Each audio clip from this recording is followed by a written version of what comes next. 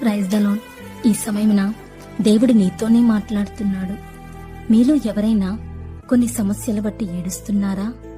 నేను శాపగ్రస్తురాలినయ్యా, అందుకే నాకీ దుఃఖం, నా కర్మ అని నువ్వు అనుకుంటే ఒక్కసారి బైబిల్ గ్రంథం తెరిచి చూడు. లూకా సువార్త 6వ అధ్యాయం 21వ వచనం.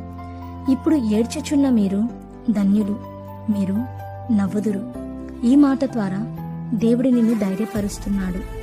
సాయంకాలం ఏడుపు వచ్చి రాత్రంతా ఉండినా ఉదయమున నా దేవుడు నాకు సంతోషం కలగచేయబోతున్నాడు. ఈ రోజున నువ్వు ఏడుస్తున్నావు నిజమే, కానీ నీ ఏడుపు శాశ్వత కాలం ఉండదు.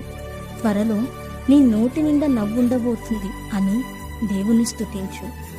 ఒక్కసారి నీ జీవితం గురించి ఆలోచించు. సంవత్సరం ఆఖరి నెలలో నువ్వున్నావు. ఈ సంవత్సరంలో ఎన్నో సమస్యలు వచ్చాయి, ఎంతో ఏడ్చావు. కానీ ప్రతి నెల ఎలా దాటుకుంటూ ఆఖరి నెలలో ప్రవేశించావు? ఆయన కనుదృష్టిలో నువ్వు ఉండబట్టే కదా. నువ్వు ఏడుస్తుంది ఆయన చూడబట్టే కదా.